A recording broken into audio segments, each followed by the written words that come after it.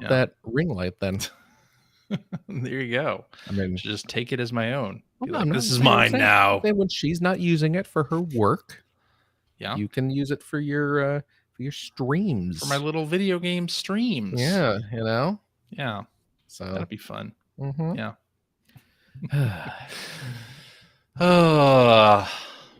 Let's do this thing. What do you? Are we doing the show now? What do you say? Yeah.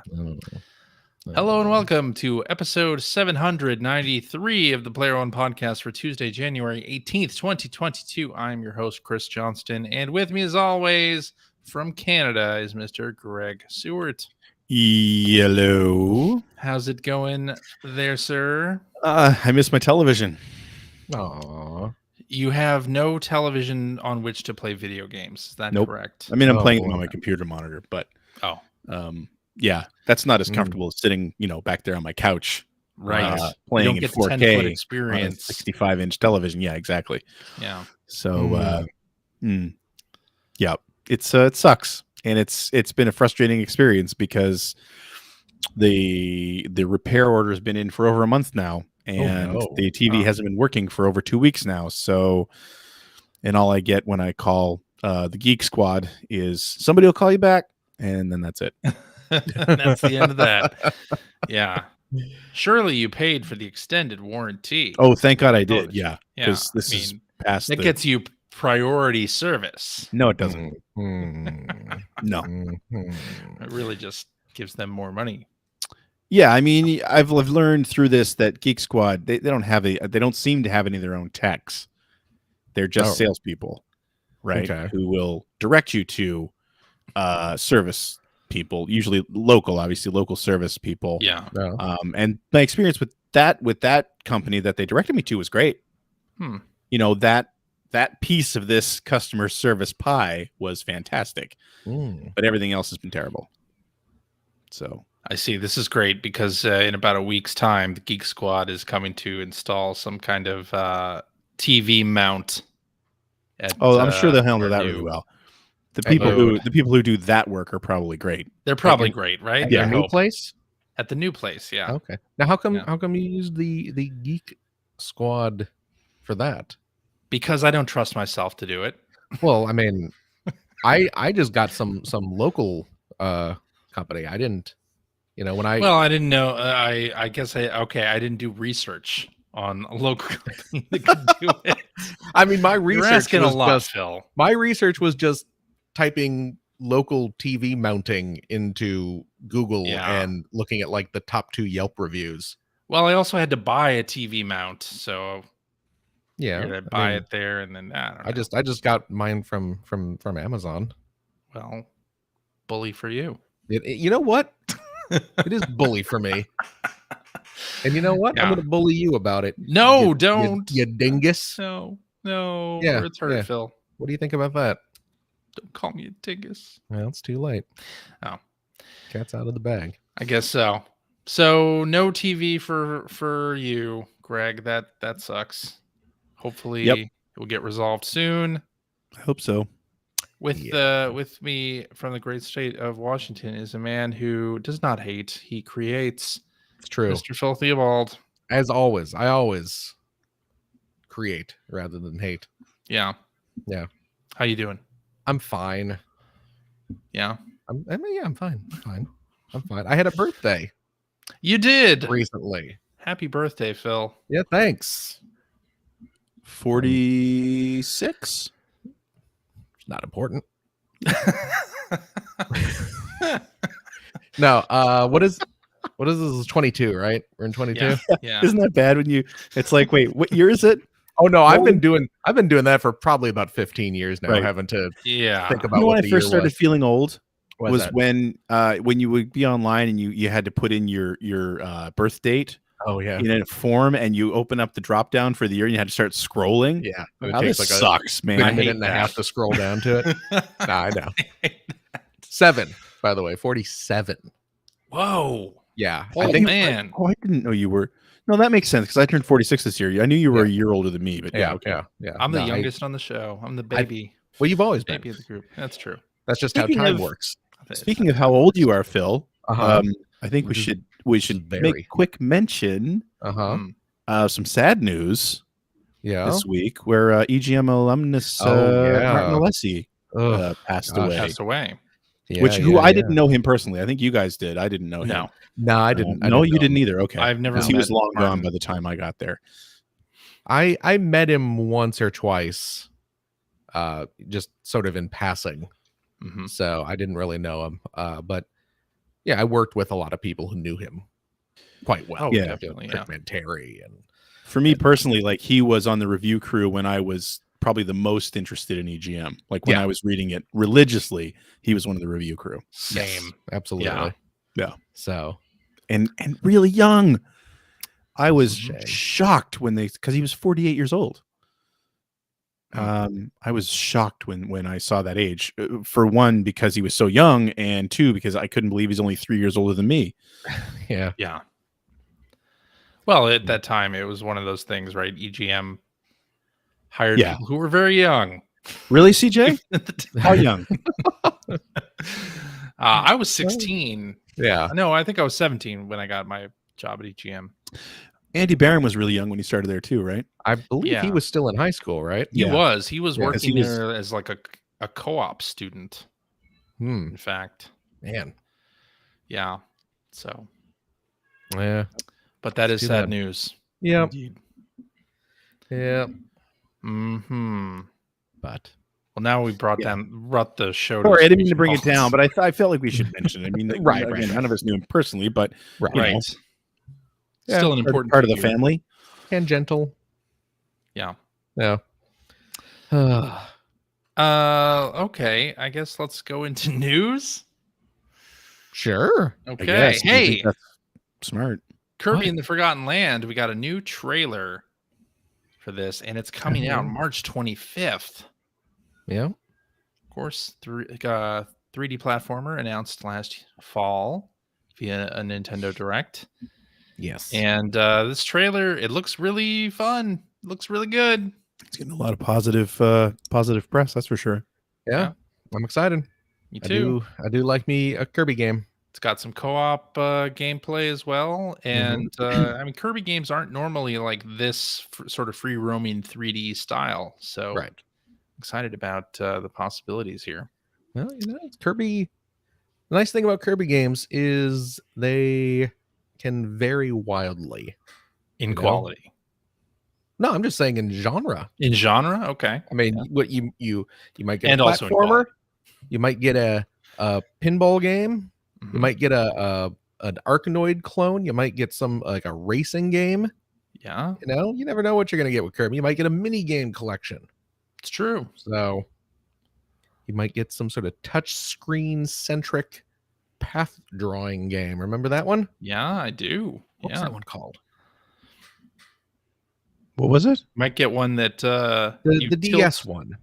The DS one where you drew tumble, the Tilt and Tumble for the Game Boy. No, that was the Game Boy Color game, was Tilt and Tumble. The DS one was the one where you drew like the little rainbow path. Tilt and Tumble DS? No, it's very much because you're not tilting, you're drawing.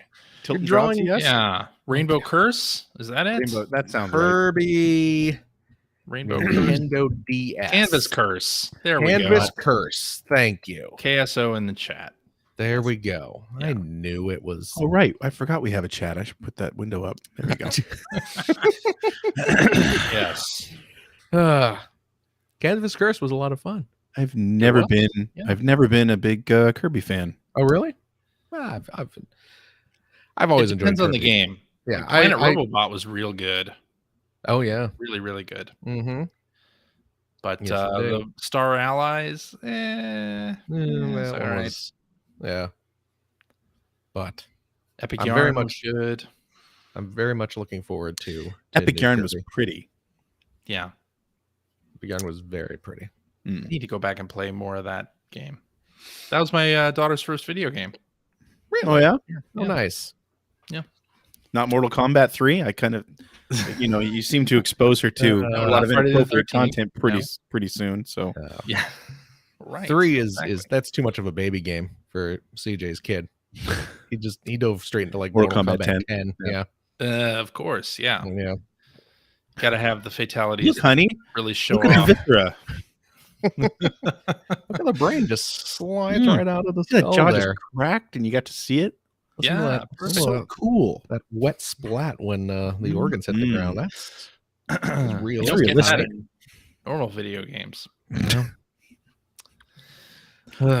All right, and the Mhm. only other thing I want to mention here in news is that Hitman 1, 2, and 3 is coming to Game Pass on January 20th. So they're introducing like a new season of content, and all 3 games are coming to Game Pass. So now you have no excuse. You can try it. I'll think of something. It's just a really, really fun series, and I think you guys should play them. I've never played any of the Hitmen. No, not I've really. only Me played neither. this most recent Assassination Trilogy, which is what they call it. I remember you really being into that. It is really, really fun because there are so many different ways you can approach each level. And in fact, after you finish, they tell you all the things, or they show you a number of things that you could have done. Yeah, but did not do. So, yeah, it's super fun. Here, I need to pop my soda here. I was going to pop my soda at the top of the show, but then someone started talking about everyone who's died recently in the middle of my birthday celebration before we start recording. No. Why would you do that? Yeah, you got to pop it before. Yeah. There we go. I'm having this episode brought to you by the brand new Mountain Dew Zero Spark. This is Mountain Dew with a great with a blast. Great taste of zero. The blast of raspberry lemonade flavor and other natural flavors. So okay. I've had the non-zero version of this, and it was quite delicious. So I haven't had the zero versions. Let's say doing another live taste. You won't be able to taste the calories though. Oh yeah, I don't taste the calories. Ignorance is bliss. Yeah, that's pretty good. Oh yeah, not bad. Yeah, I mean, it's raspberry lemonade soda. I like raspberry lemon. You ever have lemonade? Yes. That beverage, and you ever have some with raspberry in it? Sure. Yeah, it's good, right? Yeah. So yeah, there's that. Now with caffeine. I'm not much of a Mountain Dew drinker anymore. Oh God, I used to love Mountain Dew. Well, on occasion, I will partake in the Dew. I will do the Dew occasionally. Although for me growing up, it didn't have caffeine in it. Really? There was like some sort of rule about clear sodas not being caffeinated up here. What was it? I don't know. Man. I live in a communist country. But was it the there Queen? Was some soda. I forget if this is Mountain Dew. What's that? And I forget who this was. It might have been while we worked at Ziff. Yeah. Somebody came up and I had a can of Mountain Dew, and they shook it up. Yeah. And then opened it, and it didn't actually spray out. I don't know if this is okay.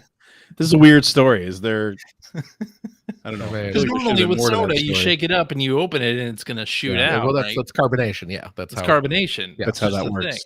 Yeah. But Mountain Dew, it didn't used to. I can't guarantee that this would happen now. This seems like a half-remembered story, and this does seem like a half-remembered story. I have to admit, it does. I doubt the validity of it. I see Kill Switch in our chat says Cactus Cooler is way better. Of course, Cactus Cooler is better. Cactus Cooler is better than Cooler? Huh? What's Cactus Cooler? What's boy? It has been a while since you've been to E3, hasn't it? My gosh. Cactus Cooler is Green River. It's what is it? Is it orange and pineapple? Something. Oh, like that sounds good. It was readily available down in LA. Okay.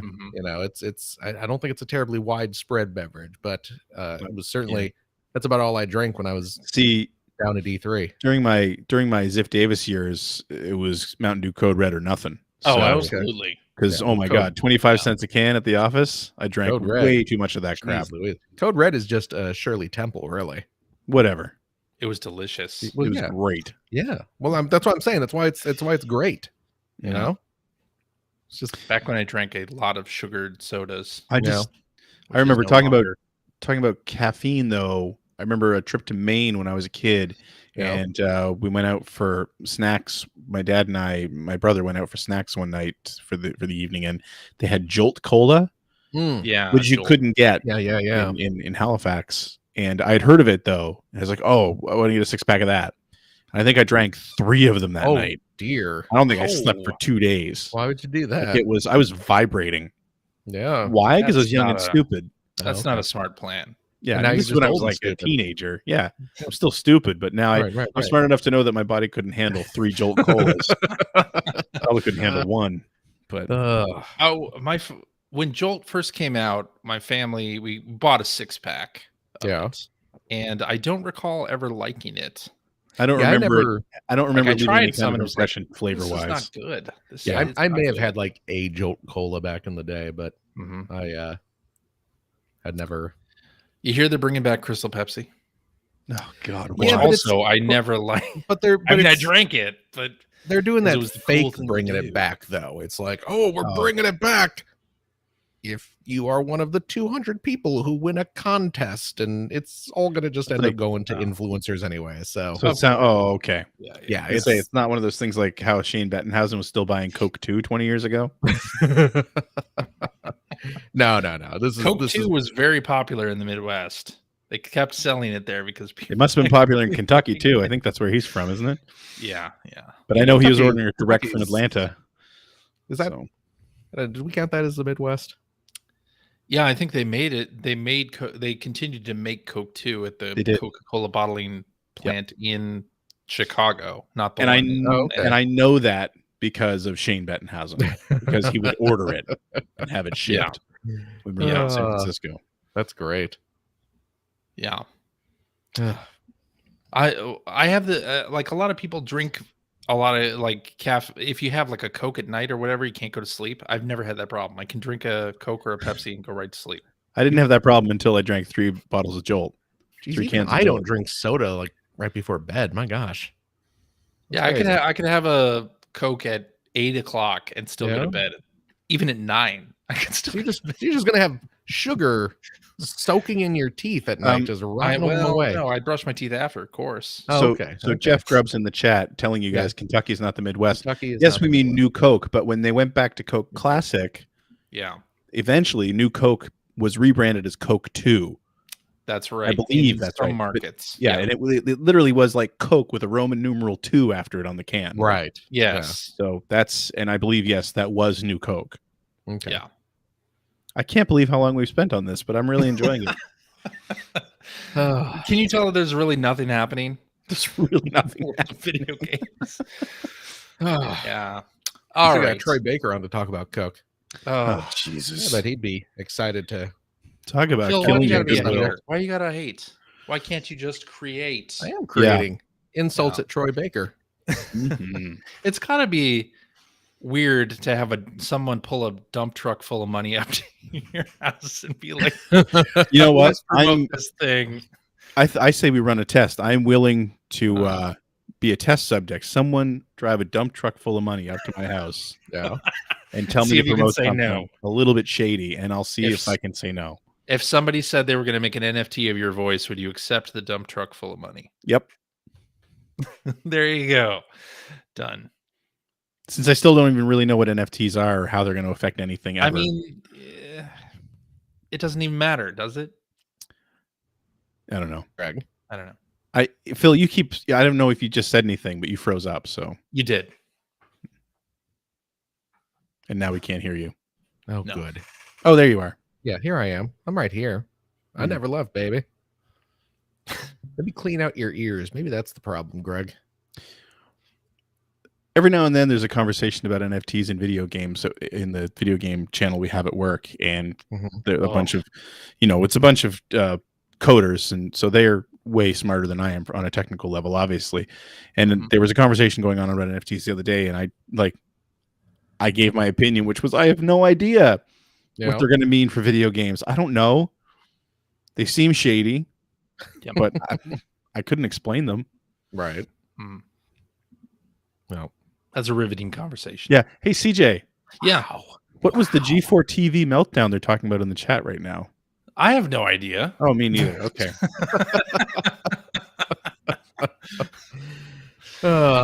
Who watches G4? Not me.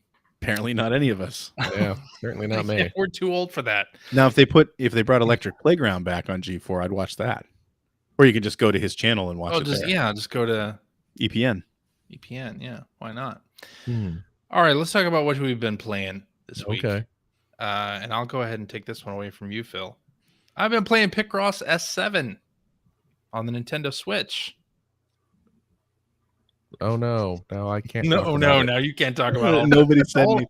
all the new features, which actually they did add some new things because there's a touch. Really? You can use the touch screen now. Yeah, they added touchscreen support. They that's added cool. It only took them 7 entries on the Switch to add touch screen. No, probably more like 10. How is it? entries. How does it Yeah, feel to you're play it using touchscreen?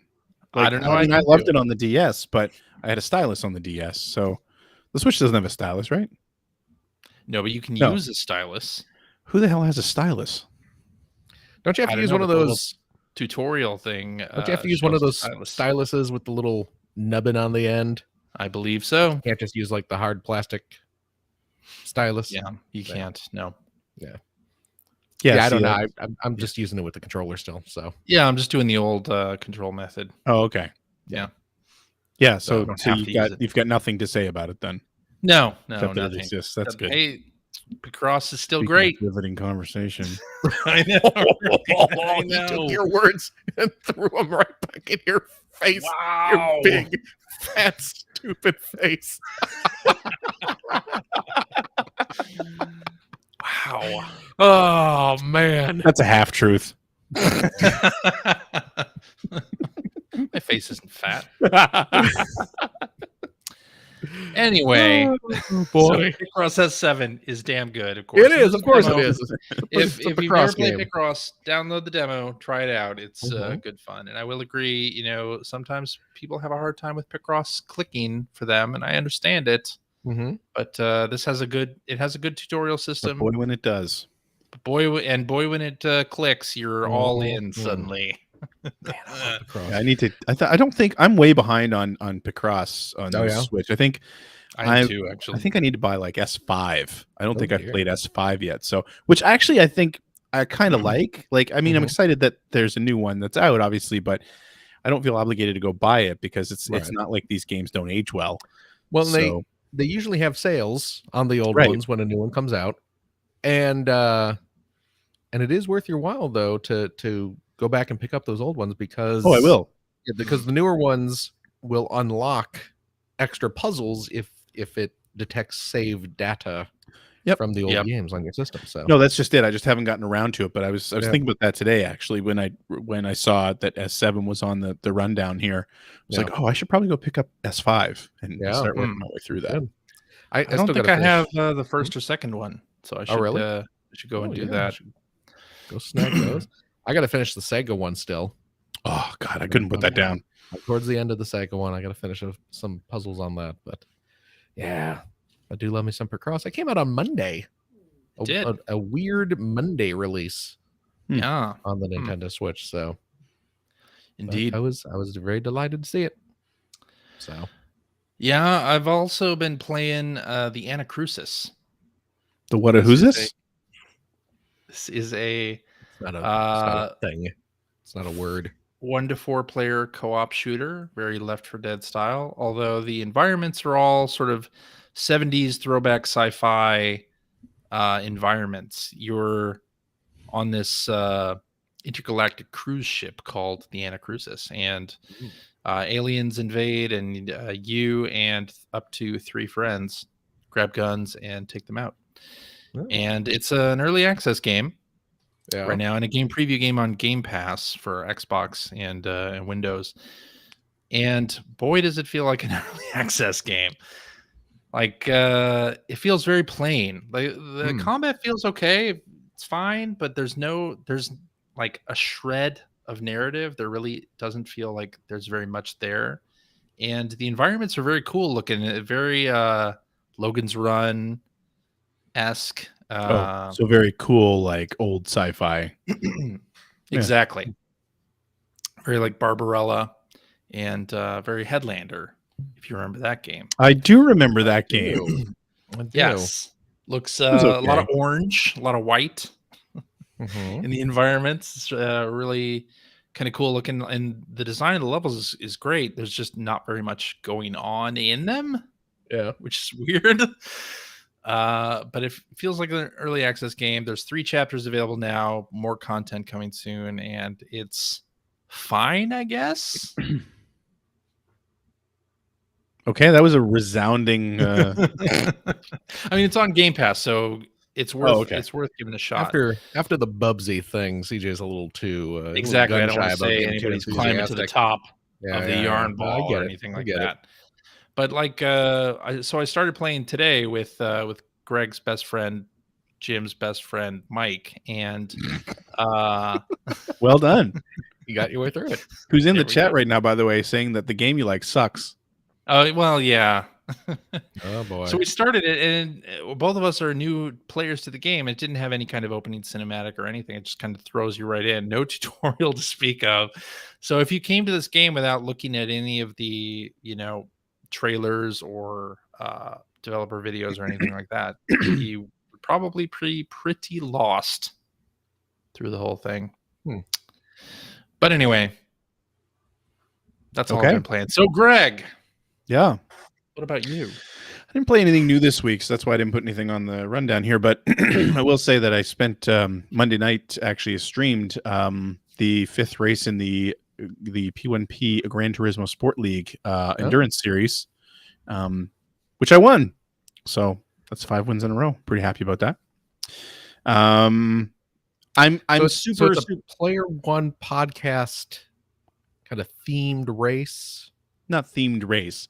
But, it's just that we call it the P1P League just because that's the group is out of our Discord. Right. Yeah. But you're the one who always wins. No.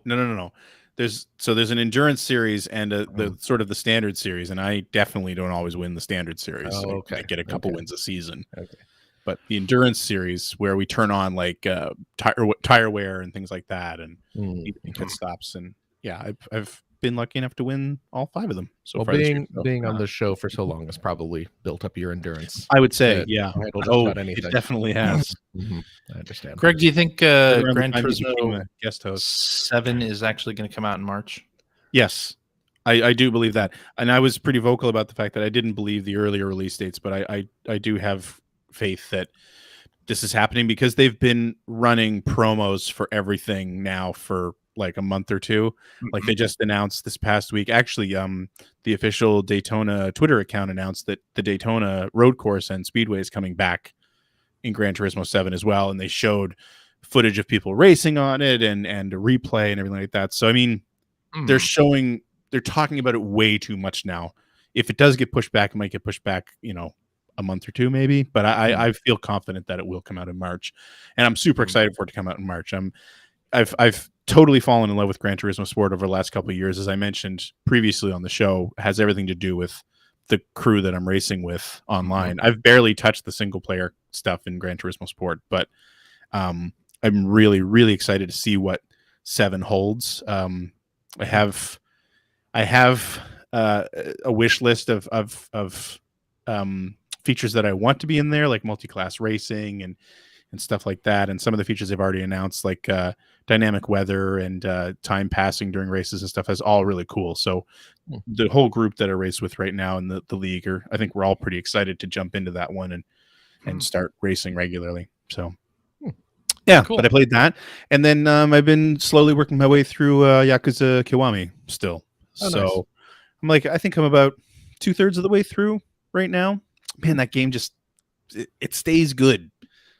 It's just really good. I know it's pretty old at this point, but I found I somehow had not stumbled across the karaoke mini game until the other night, which was hilarious. Like you're again, everything in that game is all the side stuff where they've got this badass Yakuza doing stupid things like racing slot cars and singing karaoke by himself in a room. So funny. God, that game's so good. Every time I play it, I fall in love with it again. Yeah, I'm really so happy I've been taking a while to play through it, but I think that's good too. It's the kind of game that you can mainline it if you want, but there's so much to do in the periphery. Yeah. And if you're not like rushing through it, there's just so much to see and do there. So yeah, really digging that too. But that's really it. I haven't really played anything else new. Alrighty. Phil, how about yourself? Well, I guess speaking of Yakuza, I did play a little more Judgment this past week. So remains a great game. I did get to a part where you have to go after a panty thief because Of course you do. Of course you do. Turns out there's a small gang of perverts hanging around town doing perverted stuff. And was the panty thief named Haposai? No, he was named Professor Panties or the Panty Professor. I forget exactly which one. Jesus. So what I had to do though, I had to go to a store and purchase a lovely pair of lace panties to leave as bait on a rooftop because he's using drones. He has a drone that he uses to steal panties off of clotheslines, and then I tracked him down and I caught him on a rooftop. He was hunched over in a corner, and he's wearing a lab coat because he's a professor. Yeah, and he's sniffing the panties. So I beat him up. He decided to challenge me. Well, at first he welcomed me. He thought I was there to enjoy the panties with him, but then I informed him, no, I'm here to beat you up. And then he decided to fight me, and I quickly dispatched of him. So that's how that game's going. All right. But he's a professor. He's a professor. He's got it. Does he have tenure? Jeff Grubb is asking. He got his doctorate in panties. So yeah. Oh boy. So there's that game. Oh, you know what? I tried an Xbox game. I downloaded a game on the Xbox Game Pass called The Pedestrian. I actually forgot I played this too. A little bit. So CJ loves it. CJ loves it. So The Pedestrian is a puzzle platformer with a unique art style. I don't know if you've ever seen one of those before. But the gimmick of this one is that you are a little stick figure that exists on signs, like you would see on a traffic sign, and you move. You are constantly on signs, and you start off. You're in like a warehouse or something, and you're like a little safety sign or something, and then you have to traverse from sign to sign within the environment by rearranging signs and connecting little doors and pathways and pushing blocks and just solving puzzles to weave your way through. And it's a challenging little game, and the style, it looks beautiful. It's a really neat looking game. So it does, because these signs are all plastered in like a real world 3D environment. So exactly. Yeah, one is a factory, and then you go to some kind of trucking warehouse. Yeah, well, it is. It's like it follows your character throughout, a city. As you start off, like I forget the environment you start off in, but then you end up in a warehouse, and then eventually you do work your way outside, and you're going like on street signs and things like that. So it's pretty neat for a little for a little puzzle game on the old Game Pass. I will probably play some more of it just because it's a cool looking game. Cool. I also downloaded on Game Pass because it just went up. Spelunky 2. I'm gonna try. I've never gotten into those games. Giving that. Well, see, that's the thing. I tried, but I just could not. I tried getting into the first Spelunky, and it seems like something that I should enjoy. Right. But I didn't. And I tried. I really tried. I also didn't.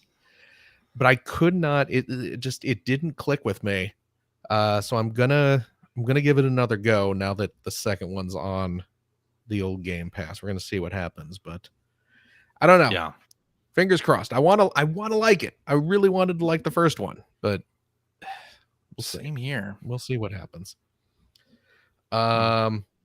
See, Jeff Grubb is saying if you play something like Dead Cells first, you cannot go back to Spelunky.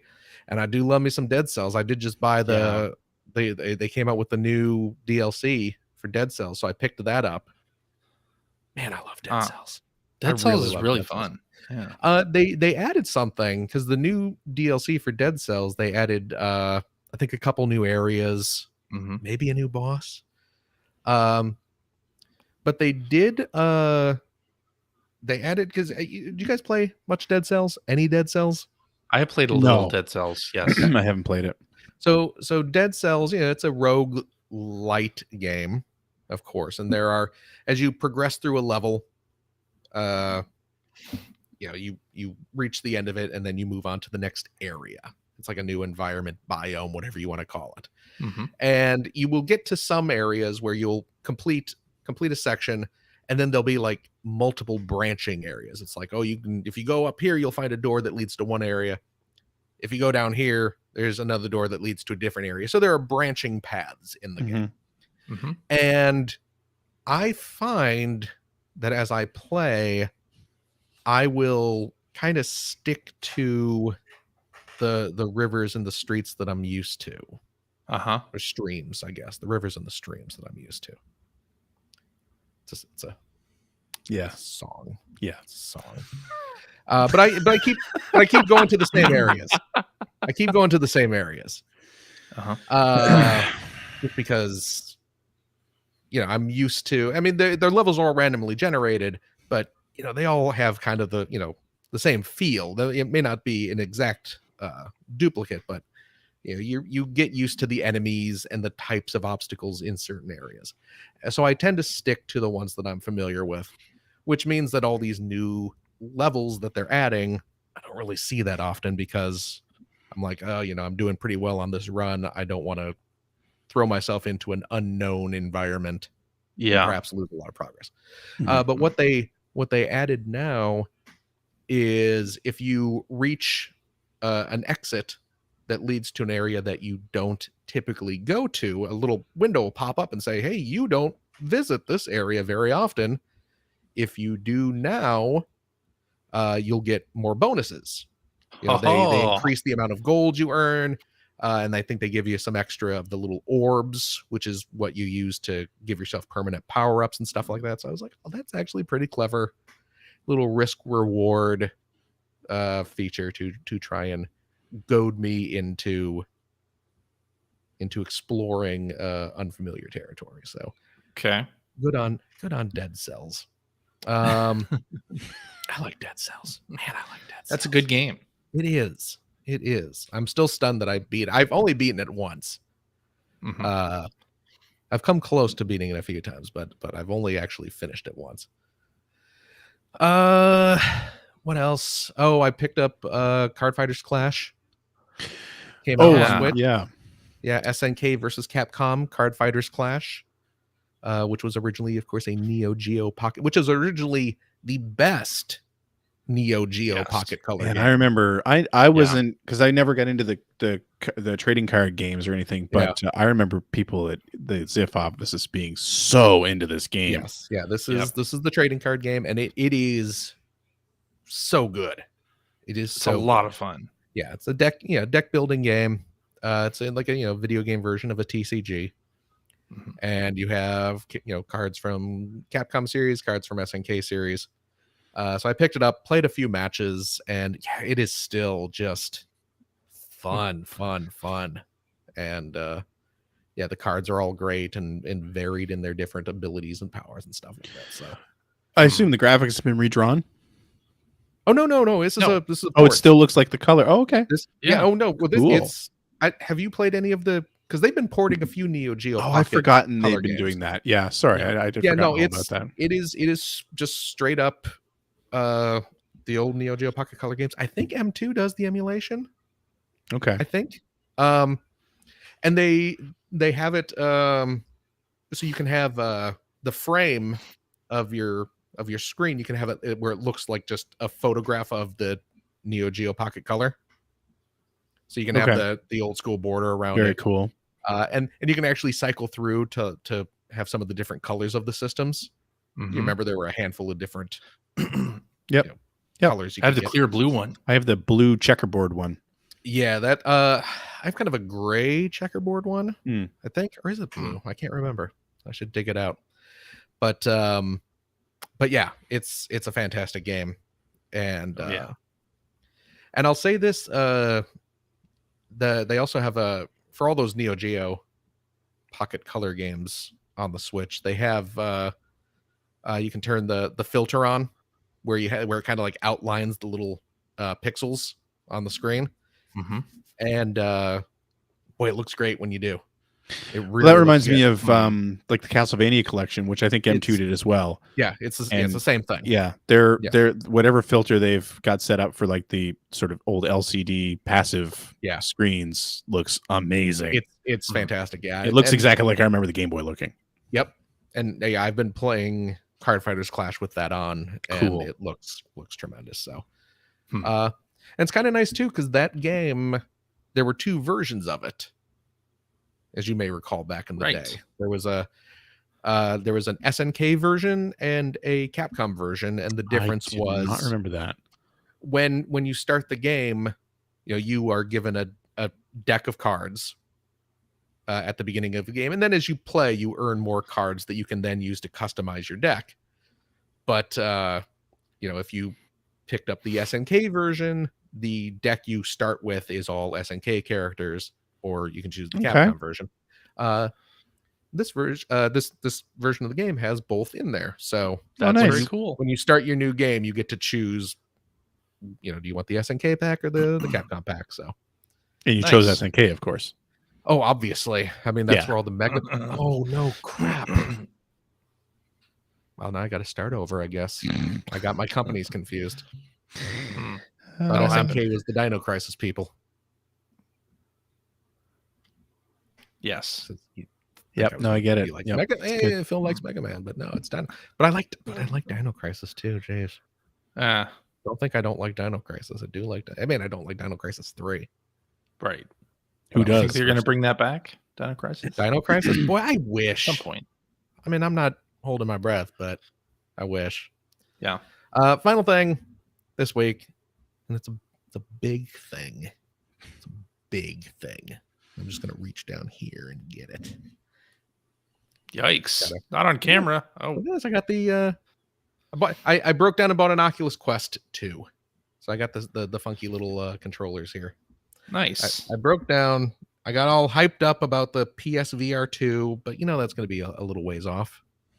And good luck getting one. Well, not really. So I broke down and I went out and I picked up a Oculus Quest 2. I had a little difficulty getting it set up. If you follow my Twitter account, where I was complaining about. Yes. Well, I mean, old men have trouble with technology. Well, it's true. But it's Facebook technology, and that's all old men, right? So you would think it's fair.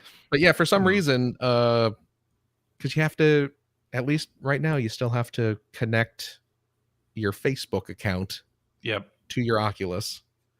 And for some reason, whenever I tried to log in with my existing Facebook account, it wouldn't do it. That's weird. Yeah, it just the app on my phone just kept crashing whenever I put in my Facebook info. Reminds me of any time I try to play the Uncharted collection. No matter what type of PlayStation I add it to, it crashes at the beginning of Uncharted 1 every single time. That's every on the PS5 for me. Oh man, won't work. I tried it on the PS5 yesterday. Clean install. Yeah, really? No save file, crash in the exact same spot. Really? I don't know what's going on. I had that problem with the PS4. No model PS4 could do it. Oh yeah?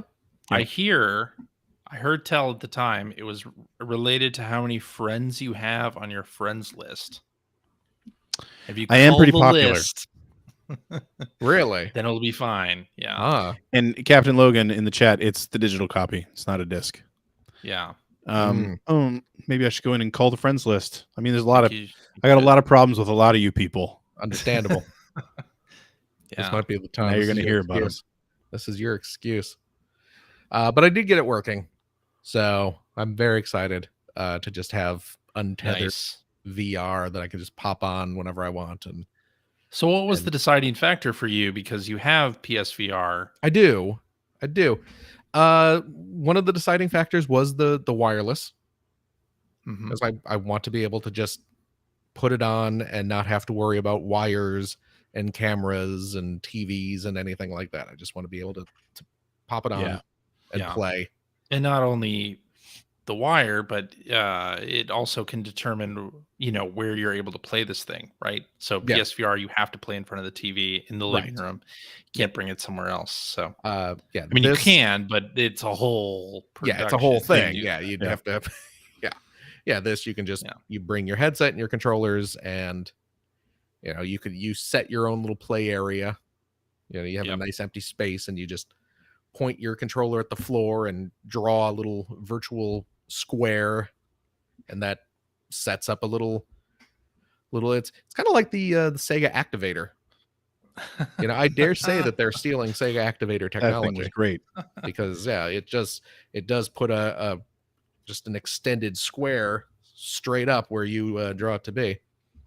And and now I'm playing Streets of Rage like a pro, punching and kicking and saving the day. There you go. So and I also wanted to play there's a Star Wars game that came out for the Oculus. Okay. Exclusively for Oculus, or there might be a Steam version. I don't know. But it's based on the Galaxy's Edge Disney thing, and I've heard that's good. So I'm excited to play a little VR Star Wars bit. Plus, you can hook your Galaxy Quest. Wow, Oculus Quest, your Meta Quest system up to your PC on Steam and play some VR stuff. That is true. I was surprised. Almost 40% of VR headsets used on Steam is the Oculus Quest 2. Everything else is like 15%, 18%. Well, Oculus Quest 2, almost 40. Jeez. So, okay. Yeah. Oh, okay. Yeah, so I picked it up, and I mean, so far I played a little bit of the Star Wars game, which seems like it's going to be kind of fun. I played a little I double dipped on Audacity. No, not Audacity. No, Audica. you mean Audica. Audica. Yeah, Audacity is what I'm recording this on.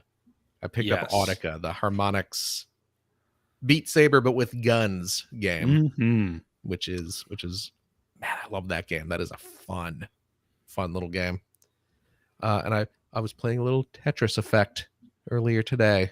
Yes. I don't know if you're familiar with that game, the Tetris Effect. Fine video game. Yeah. It's a very fine video game. So I got to play that. I got to play some Rez.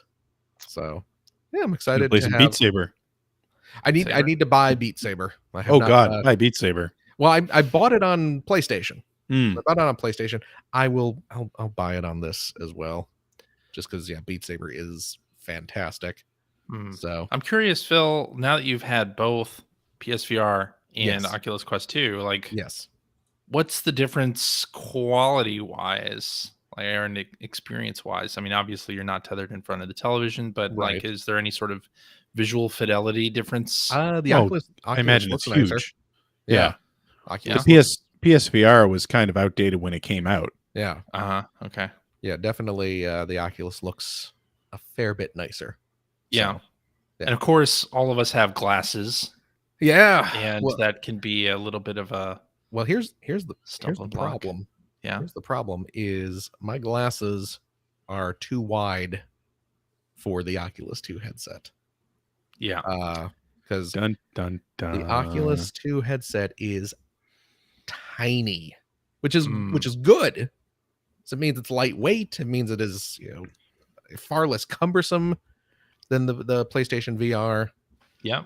But my glasses simply do not fit in there. So but CJ, you hipped me to wild, huh? Nothing. What? I'm just glad you used hipped. Yeah, he hipped me. to a wild new innovation that I had no idea existed, is that you can get prescription lens add-ons for VR helmets. And the only reason I know that is because Nick Zuklich was talking about Oculus Quest 2 stuff on Twitter and mentioned that he has prescription lenses. That's the only reason I know about it. I'd never heard of those either until I watched My Life in Gaming's year-end video where Tri was talking about having them, I think, for his PSVR. Okay. And when he showed them on the video, I was like, what? Yeah. I had no idea those were a thing. Yeah, I actually, I hit up Nick on Twitter and was like, hey, CJ tells me you know about this. Whereabouts might a fella get one of these? What's the best place? Where do you get yours? Yeah. And he sent me a couple links. And how expensive are they? Like $70 or $80. That's not bad. That's not too bad. I mean, for what the, not having to shove glasses into a too small case. Yeah. But yes, I gotta I actually just got new glasses recently. So I have fresh prescription data from a few weeks ago. So I gotta just get a hold of my optometrist and say, hey, give me the numbers I need for what these prescriptions are. Right. If I can order a pair of those. But yeah, they're just little inserts. Lenses. Huh? Yeah.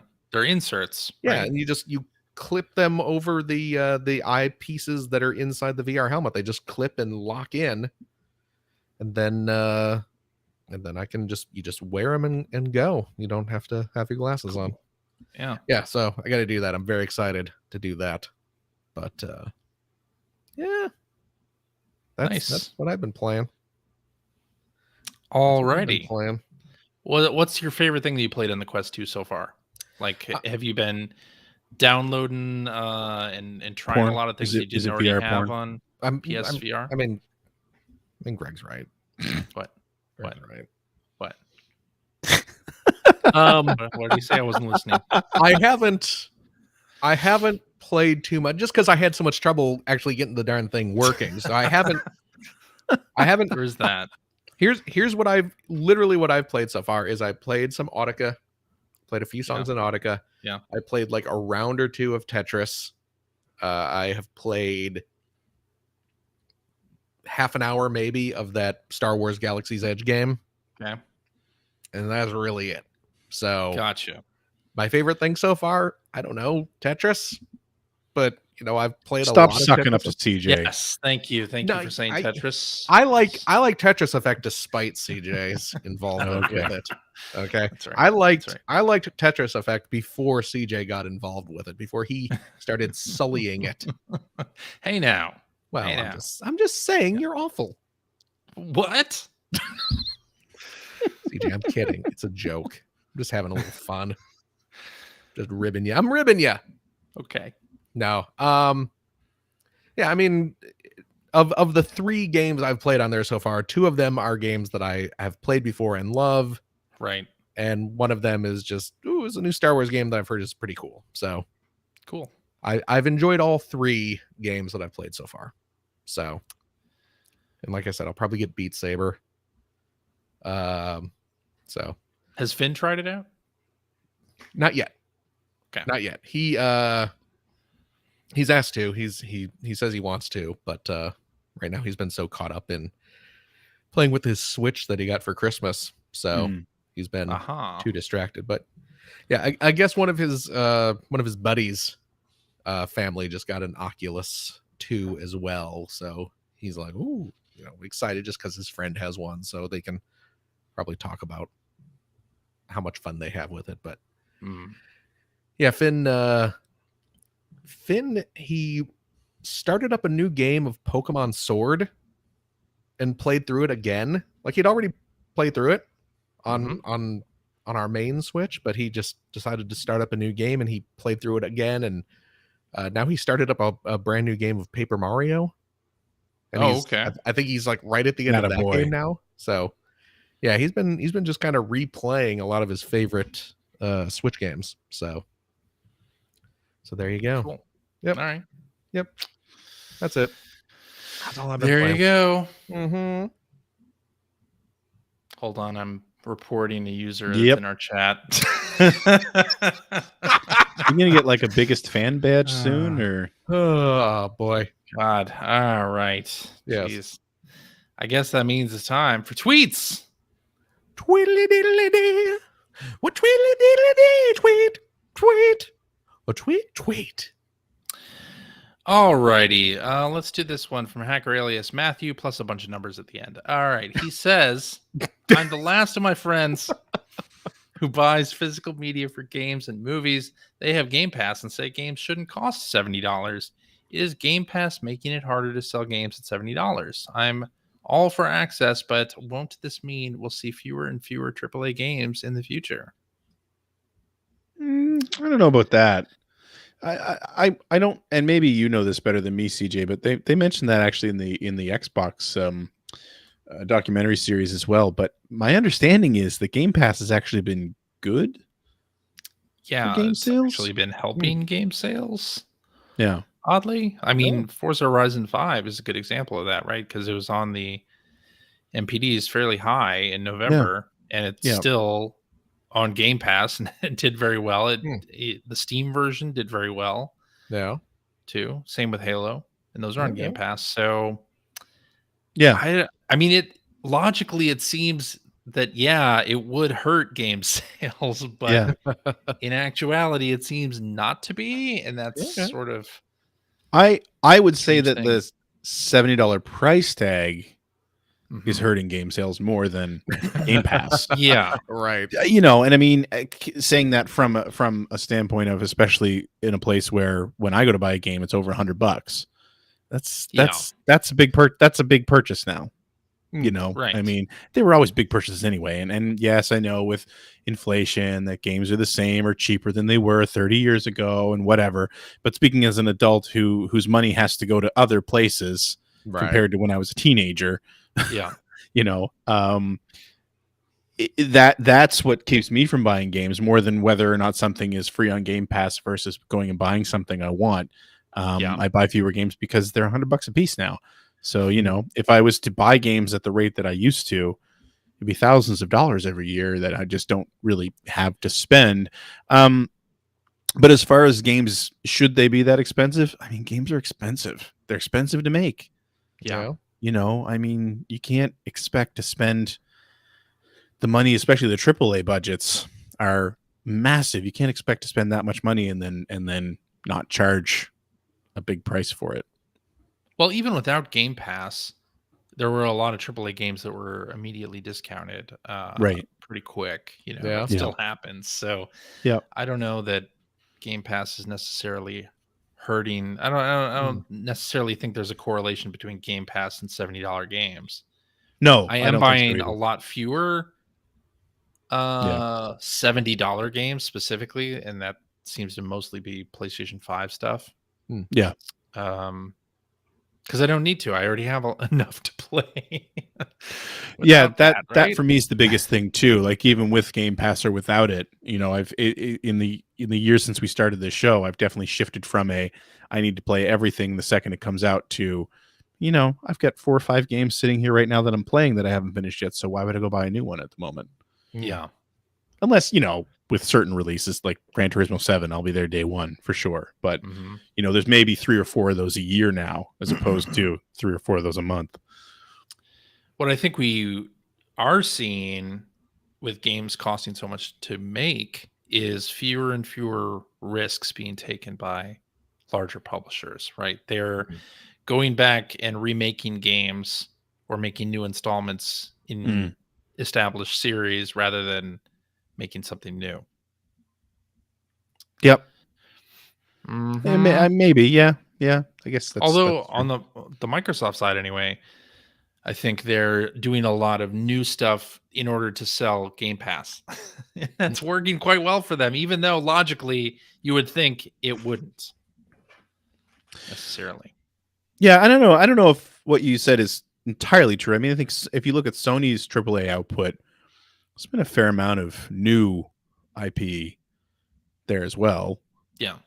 but you know, I mean, obviously A lot of sequels going to back to the established well. franchises too. But yeah, Ratchet I and think Clank. Sony balances out pretty well, to be honest. That's true. Yeah, I agree. All right. Will we see fewer AAA games in the future? Hell no. No, I don't think so. What you're more likely to see is AAA games that include, more seasonal content that want you to play longer or pay for expansions and things like that. Yeah.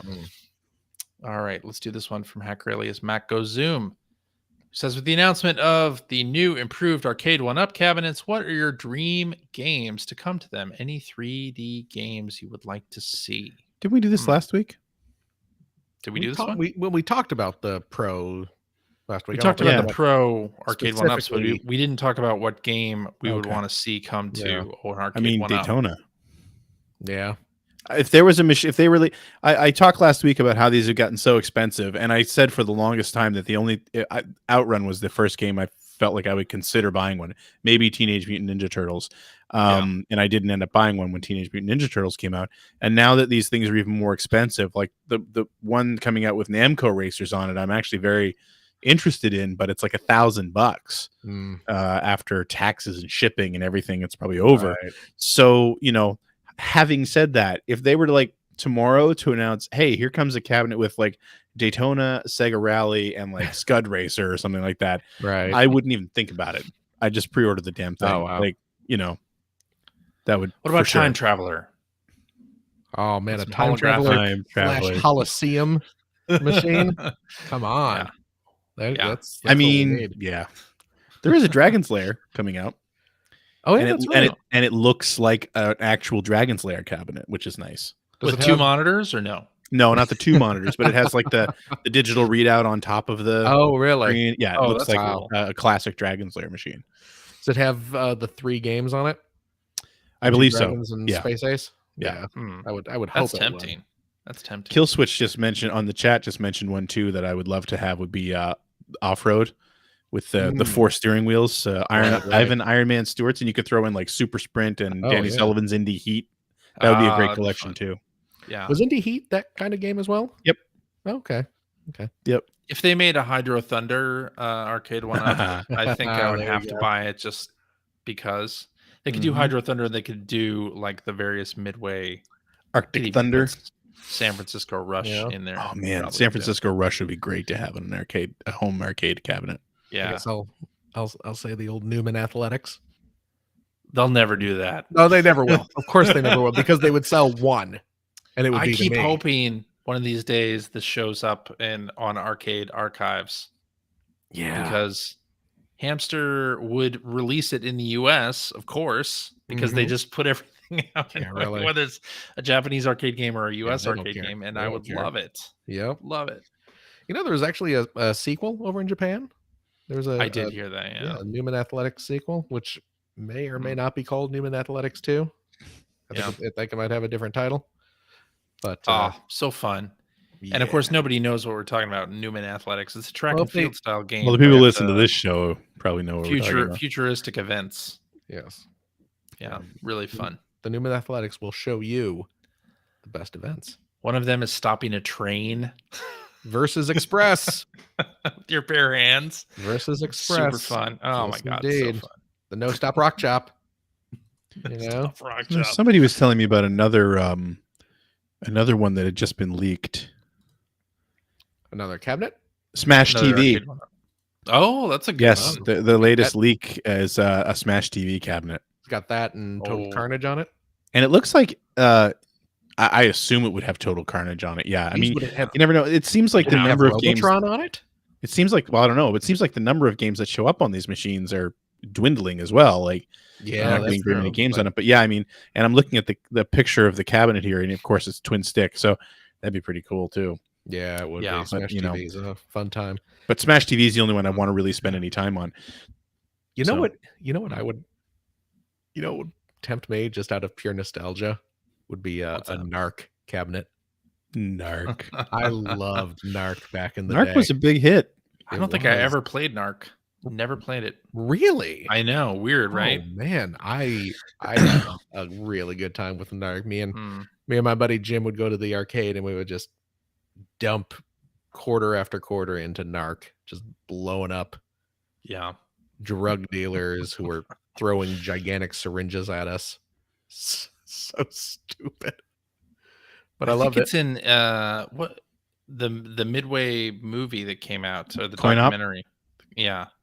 Yeah, it seems like they that talk was about sort of NARC. the beginning of the switch, like the road they went down with like Mortal Kombat and NBA Jam. Yeah. Right. Felt like NARC was kind of the pivot point for that. Yeah. Yeah. Yeah, it was one of those early digitized games of theirs. Absolutely. All right, let's do this one from Hacker Alias, Mr. Nelson, who says, "Where we grew up shapes our gaming lives. I am so fond of CJ and Phil's childhood gaming stories on P1 Podcast because we are of the same age and place. I would like to hear what childhood gaming was like in Nova Scotia for Greg." I wasn't allowed to go to arcades here because they were all in the universities, and it was just where people went to buy weed. Oh, are you No, serious? you know what? No, I don't really know that if that's true. No, I mean, of course it was true. Yeah, I mean, it was definitely true. Like but 80s arcades in universities, yeah, they were absolutely. You know, what was interesting, and I don't know if it was just that. Well, I think the big thing for me was that when I was younger, on weekends we were always gone to the racetrack, so I just didn't get to go out to things like that. But when I was working on an episode of Generation 16 recently, and I actually used this footage in the episode, but I'm trying to remember what it was. I think it was the Laser Active episode, or one of the Laser Active games, but CJ's best friend Mike helps out a lot on those episodes, actually. And he found, I believe it was him who found footage. I needed footage just like, an arcade in the 80s. Yeah. And he found a news story from CBC that was an arcade that was on Quimple Road, which is just over there. Just over yonder. So it's like so the old arcade footage I used was actually from my hometown. Oh, wow. Which I never knew that arcade was there, but I'll bet you my buddy Jim, he spent a lot of time in arcades around here, but I didn't. For me, as far as arcade gaming went, it was when we would go to Prince Edward Island, which is a tiny little province north of Nova Scotia, because you had to take a ferry. Now there's a bridge there, but back then you had to take a ferry. And if you got on the bigger, there were multiple, obviously, but there was a big one, and that was the one you always wanted to get on, and it had a big arcade in it. And so, my brother and I would just spend all our time in there. So, almost any arcade game that I have fond memories of when I was little is from what was on that boat, basically. How long of a ferry ride is it? I think it was an hour. Oh, okay. Yeah, it wasn't super long, but it wasn't super short either. Enough time to distract the kids with a few arcade games. Yeah, so I mean, that's where they had an Iron Man Stewart machine. So played a lot of that. They had Teenage Mutant Ninja Turtles, which actually a guy I work with, I think last summer, because the ferry service still runs on one from the Nova Scotia side. There's a bridge between New Brunswick and PEI for anyone who knows the region. So you can still take the ferry, and I think that Teenage Mutant Ninja Turtles machine is still on one of the ferries because a guy I work with took the boat last summer and posted a picture on Twitter about oh my God, there's a Teenage Mutant Ninja Turtles on this boat. And I'm guessing it's probably the same machine. Right. But yeah, they had hard driving and road blasters and, sort of all the standards. It was a good arcade for the time. And then other than that, it was, taking trips down to New Hampshire and Maine, going to Old Orchard Beach, and they had a big open air arcade down there. But I mean, otherwise, gaming as a kid around here was kind of the same. I think the same as everywhere else. It was all about locally owned rental shops, and you go rent NES games with your friends every weekend. I mean, that's all I really did. Within bicycling distance, so you didn't need to ask your parents to drive you there. And then when the Genesis came out, and having that slowly propagate through the region, and started to rent those games, but. Yeah, I just clam up when you guys talk about your gaming memories from Chicago, because I can't relate to what you guys are talking about, naming malls and stuff like that. That doesn't. Were there restaurants that had arcade games in them, every Pizza Hut in? Yep, actually, it's funny. There used to be a Pizza Hut about a kilometer away, which is I don't know how many miles that is. That's 0.4 miles or something like that. What is it? 100 miles? I have no idea. Yeah, there's 2.2 kilometers in a mile. So there you go. So anyway, there's a Pizza Hut that used to be right up the hill here, about a kilometer away, that we would go to, and they had a 1942 machine. It was just a little it wasn't a restaurant. It was literally like a pickup, like a takeout place. Oh, okay. But like I would always want to go with my dad when he would go pick up pizza because they had a 1942 machine, so I could sit and play that. That was Nice. pretty normal. Yeah. Nice. Yeah. Cool. All right. Did I talk about this on the show, CJ? Where I went on the old eBay and I got you're not going to be able to see this, but I got a token. Oh my God. Oh, yes. This is a token from the old Galaxy World arcade in, was it actually in Naperville? Yeah. It was in Naperville. But yeah, this was the arcade that I would go to all the time back in like high school. And I actually got a second one. This one's not in a little coin collector type thing. Yeah. But, it's got it doesn't show up on the camera, but it's got a little kind of Saturn style planet engraved on it with the words Galaxy World on it. And Nice. I am delighted to have a couple of these vintage That was such a tokens. great arcade too. Oh, it was. Like I said, my buddy Jim and we would go up there and just spend 6 hours just running around playing. Yeah. That's the game. part I miss about Yeah. having big arcades around. It's just like, even if you're not playing everything, like, well, when we were in Seattle together, 2 years ago now, we went to an arcade there too, didn't we? I think so. Yeah, there was an arcade that was attached to a video game store. Yeah, it was like a used video game store with the arcade. And I always just enjoyed sort of, I don't know, there's something about an arcade, the dark lights absolutely. and all the games on, you can hear so many different soundtracks going, and it's so great. Yes, I really miss it.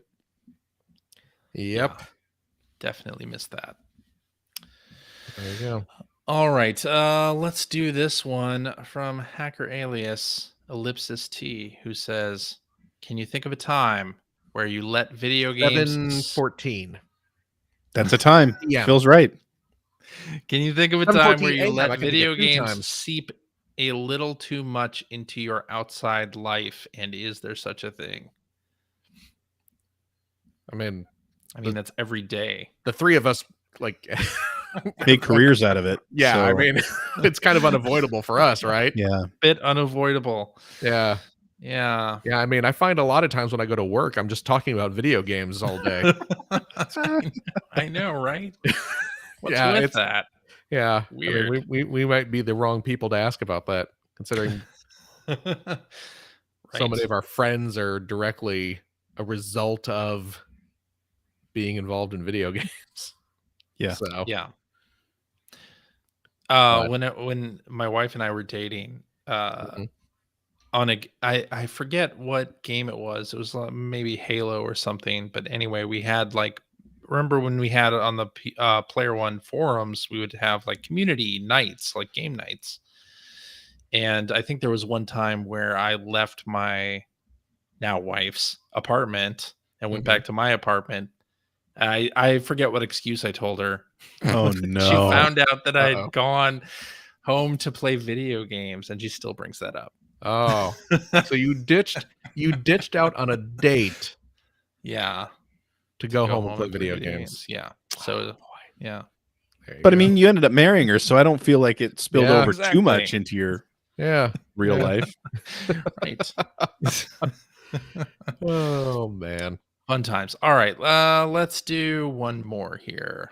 Let's do. You know what? I'm gonna say this. I saw this in the chat a little bit ago. Let me see if I can scroll to it. Let me see if I can scroll to it. I forget who was asked. Oh, here it is. From Hacker Alias Twudoff, I guess. Sure, why not? Says, what has been your guys' favorite color console variant and system, portable and main console? Oh, this is an interesting question. Right? What have been your favorite console colors?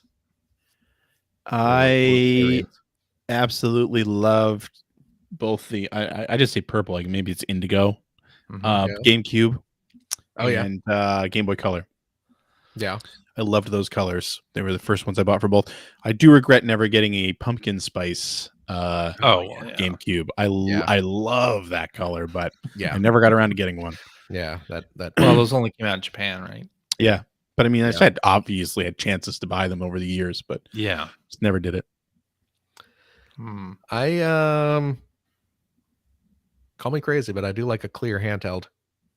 Me too. Yeah, I you love guys a both clear- like that. I love a clear handheld. I don't know why. I don't. It's so Reminds me cheesy of your looking. prison days. Yeah, absolutely. Best. I had my Game Boy Pocket is clear, and Yeah. it's beautiful, absolutely beautiful. That was when I upgraded from the regular Game Boy to the Pocket was when they released the clear one. Yeah, same here. It's like I didn't go to the Pocket until they made the clear one. Yes. Didn't do the metallic one. I have the black GameCube and the black Game Boy Player, and I like that color yeah. as well. Just a nice. The GameCube was such a great system. It Just in was. general. Just Although nice Spice, spice orange, not pumpkin spice, apparently. Yeah. But I call it pumpkin Spice orange. spice because what the hell? Greg Yeah. has been corrected. Yep. In the chat. My favorite color console though is my import PS2 that I picked up when I was in Japan ages ago, which was the Sakura Pink. Oh, like the super glossy. Yeah. It's a very dark pink. It's not like that kind of bright Barbie Hello Kitty style pink. It's kind of it's a darker, more muted pink, but yeah, it has this like metallic sheen to it, and it is stunning. It is a beautiful system. The PS2 and the controller are both that color, and man, oh man. They did a white version of the PlayStation 2 that was like super glossy as well. I want to say Shane had one of those. Oh yeah. Somebody Yeah, they had did. one. Yeah. It was Yeah. really nice looking. I like any clear system, not only handhelds, but I have a skeleton Saturn as well. Oh, do you really? It's nice. A Japanese Saturn. Yeah. It's clear. And it's very, very nice.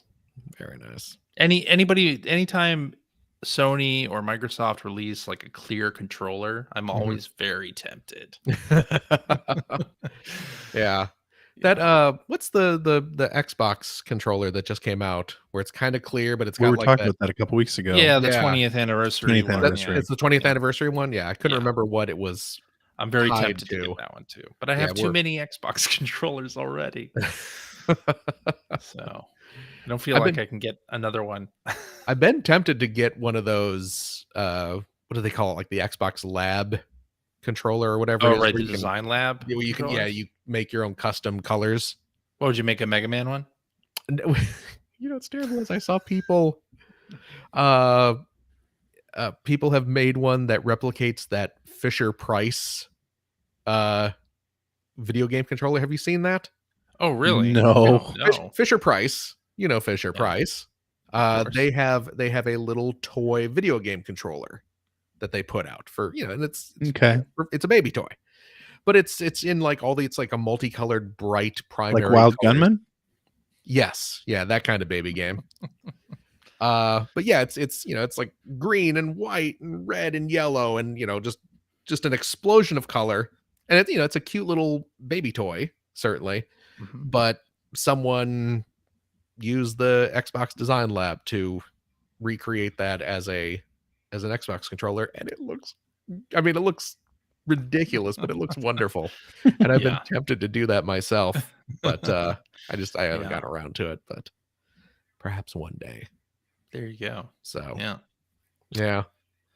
Good although now times. what is it, the purple sense? Yeah, the purple dual sense and the purple faceplate for the PS5 is coming out. I still think I'm going with the black faceplate for the PS5 just so it matches everything else on the Yeah, I don't setup. blame you for that, certainly. Yeah, that makes sense.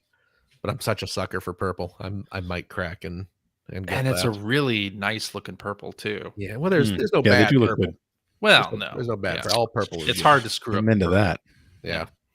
So, yeah. But man, if I would buy everything in Sakura Pink if it was available, you know, give me a Sakura Pink car. I'd be for it. So, okay. There you go. I think that's a good place to end it. Wow. Okay. At your admission that you would like a Sakura Pink car. You blame me? You saw. No, I don't. I'm not You blaming saw you. what that system looks like, man. It looks nice. Looks very nice. Classy. Beautiful. Yeah. Absolutely stunning. Mm-hmm. Oh my goodness. Alrighty, and that is our show for this week. Thank you very much for listening. If you have a question for us or would like to comment on something you heard, you can direct that to @P1 Podcast on the Twitters, or you can go to our internet website at player1podcast.com. There you'll find our contact information. You'll find blog entries about Sega CD stuff from Mr. Greg Seward. Yes, sir. Just released Sewer Shark. You did. Yeah. Mhm. Just might keep Awesome you stuff. off the wall. That's right. Such a good game. When is that coming back? It's got to be one of these days, right? I hold out hope. Yeah. I mean, we've got Night Trap and Double Switch and Ground Zero Ground Texas. Zero. You need Sewer Shark Is so there bad. some That reason? would be Is there so some good. sort of weird licensing reason or something? The only thing I can think of is maybe Sony still owns the rights to it, because Sony Yeah, I released that assume. one, remember? Yeah, Whereas, Sony like, Imagesoft. yeah, Sega and Sony split Night Trap and Sewer Shark, and then after that, I believe Yeah. Sega released all of the other FMV games that came through Digital Pictures until they started publishing themselves. Oh yeah. Yeah. I think so. I don't know. That's Sewer all I I can hope think of. that makes it out. Sewer Shark's going to be the killer app for Oh man, PSVR 2. That would be fun. That would be fun. Mhm. Oh, and you'll also find Generation 16 episodes. yep, there as still well. working away on the next one. Very nice. Very nice. And you'll find show notes and links to all the things that we talked about during this episode. And there's even a link to our Discord server where you can discuss this episode with us and our other listeners. If you would like to subscribe to the Player One Podcast, you can do so by visiting player1podcast.com or by loading up your favorite podcast listening app. We're also on Stitcher Radio or on Spotify. You can like us on the Metaverse. Oh. Can like us on Phil's Oh. Oculus too. For Alexa, stop. Apparently, Wow. something I said sounded an awful lot like Triggered her. Yeah. "What's the weather like?" Because she just started telling me what the weather was. But what else are we on? Oh, Everything. yeah, we're on all sorts of Yeah. things. You can watch video archives of our show on the youtubes.com, or you can watch us live most weeks on the YouTubes, the Twitters, the Facebooks, the Twitch.televisions, all that stuff. We're going live most weeks. Typically, we do our shows at 5:30 specific time on the Sunday nights, but follow our Twitter account, which is just @P1 Podcast, to find out when we are doing our next live show. We hope to see you there. If you like what you've heard, and how could you can head over to patreon.com/P1 Podcast. Throw a few shekels our way. I got a lot of VR games to buy. True. I Aren't they don't- pretty cheap though?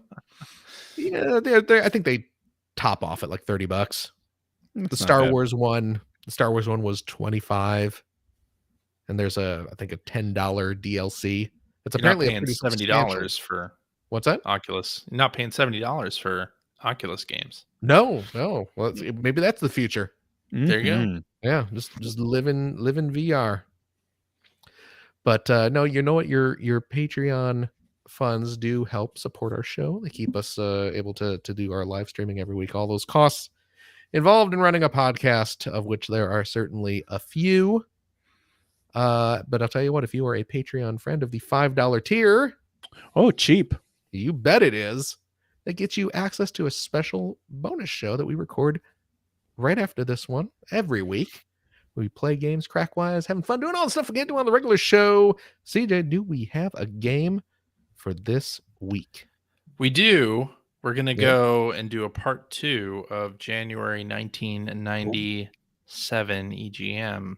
Oh, another EGM review quiz. Yeah, a part Okay, 2 from the January issue. January 97. Okay. Yeah, Okay. which is an issue that both Phil and I were working at the magazine during this time. Yes, that's right.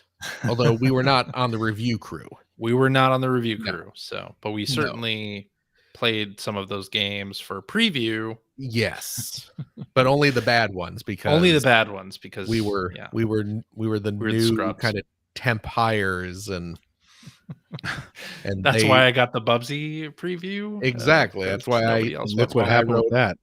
Yeah. That's why I wrote 2 pages on Iron Man Exo Manowar. That's why I wrote 4 pages on Batman Forever, for crying out loud. Mm-hmm. So yeah, we didn't do the good game previews. No. But yes, join us for that, please. And I'll tell you what, if you have a couple bucks left over, head over to patreon.com/generation16 to help support Greg Seward's outstanding, and it is outstanding, web series about North America's favorite runner-up, the Sega Genesis. Thank you, Phil. And if you are a Patreon subscriber of the $5 per episode variety, also cheap, you get access to my weekly vlog called The Weekly Commute, where I sit quite still in a room that's not moving. I'm not controlling still. Heavy machinery of any kind is what I'm trying to say. That's important. Yes, you can move around, Greg. That's fine. And talk to you about the status of the latest episode, other videos and projects that I'm working on, what I've been playing, all kinds of other stuff, what I really think about CJ and Phil, and a lot of other stuff that Big Pharma doesn't want you to know. So for like $20 a year, it's the vlog doctors don't want you to watch. So definitely, Big Pharma definitely join in. Is trying to quiet your opinions on CJ and me. Yep. Yeah, I get it. And I think we all know why. Mm-hmm. Okay. Is that it? That's it. Is that it? Oh, hey, Greg, my Sonic Lego showed up. I just finished mine, and let me tell you. Yeah. I do wish that they do something similar to this for like Super Mario Brothers. That'd be cool. Right. Boy, a lot of single stud pieces. I don't know what they're actually called. In this set, one by one plates. Oh my god! Yeah, this is. It ended up looking nice. I'm gonna say, not a super enjoyable build. Yeah, that's the thing. A lot of the not a lot, but sometimes these kind of display worthy sets look beautiful when they are assembled, but not necessarily fun to build. Yeah. And yeah, I could see this one because they use a lot of those little 1x1s to create that checkerboard design, right? Effect. Yep. Yeah. They almost all of them are the 1x1s. How many? So like if you have, let's say, one of the dark brown little cubes on your green hill. That's 2. They're too deep. They're too deep. Okay. Because a standard, here's me getting all toy nerd on you. A standard Lego brick is 3 plates high. So, if they were going those three bricks, they would just use, one of those little. It's made in segments, and like the corners of the segments are those 3 plate high. Okay. Single, like 1x1s. Yeah, a little 1x1 brick. But then, because of the way they're building it to make sure that it's nice and solid, right? Then there's a bit of a rise in the actual plate, and then they use just all 1x1s, and it's I mean, it looks great, and I think it's a great idea, and I'd love to see them do something like that with like a Mario, right? And I also love the fact that it's built to be modular, like it's made so that you can slide pieces onto either end of it. I don't know if they'll ever do another set or not, but or just keep putting the same sets on there. But I'd really love to see them do something like that. That's what I really would love to have seen for Mario rather than what we got. Right. So who knows? Maybe we will. Maybe they will someday. But I'm glad they did it for Sonic. So I'm very excited that finally showed up. I can start putting that together. So, CJ. Yeah. I know you're busy looking at your phone. I am. You're right. More important than what's going on here. Everything okay? Everything's good. Okay. Yes, okay. I am not going to be on the next episode because I'm moving next weekend. So yeah, that's have fun, right. You guys. We should probably prepare for that. This is the last time you'll see this. You'll see a different plain room background. Right, but this particular one, Jesus, decorate a little bit, will you? Particular one will be gone. Okay. Next episode. I look forward to seeing your exciting new environment. You know what you should do? It'll just be boxes, probably. Just take a photo take a photo of your background right there, and then just set it up as like a Zoom background. You know, I mean, we're not You on should Zoom. do that, That'd right? be so funny. But yeah, you should absolutely just get a green screen Yeah. and do it. So Okay. CJ, Yeah. thank you so much Thank you, Phil. for all that you do. Good luck on your move. I hope it goes well. I do too. Yeah. I do Moving too. sucks. Just in Tell general. me about it. Yeah. Tell me about it. Gregory, Yo. thank you for joining us as well. Thank you, Philip. As always, I look forward. You know what? I look forward to talking to you next week without CJ. What? Don't tell CJ, but same. Right? No. Right? It's gonna be so pleasant. We're gonna Oh my be able to, God. like, Thank God. really open up. We're not gonna have Mhm. like him breathing down our neck. Like, I don't know, wanna talk right? about- I don't Jeez, you wanna can talk about this. toys all you want. Oh my Transformers gosh, and- what a treat! What Yeah. a treat! I hope he moves more often. Wait, what? No, just this Maybe. once. Maybe we can. Never again. I don't know. I'm gonna start leaving flaming poop bags on his door, and he'll have to move because he's scared he moved to a rough and tumble neighborhood. You know. So, hey, good luck with your moves, CJ. I'm sure it's gonna be Thanks. great. It's gonna be Thanks, awesome. Phil. And of course, thank you to our wonderful, wonderful listeners, every single one of you. We care about you so we do. We care about you so much. Please take care of yourselves. Please take care of your loved ones, your family, your friends. Do what you got to do to stay healthy. You know the drill. And Yeah. I hope we see you all next week. Except CJ. I hope we don't see him next week. Yeah, I But hope not- not too, actually. Not for rude reasons, but because I want you to move. I want you and Yeah. your family to enjoy a new home. So please do. Yes, I hope so. And we'll see all your laws laters. Bye-bye. Bye.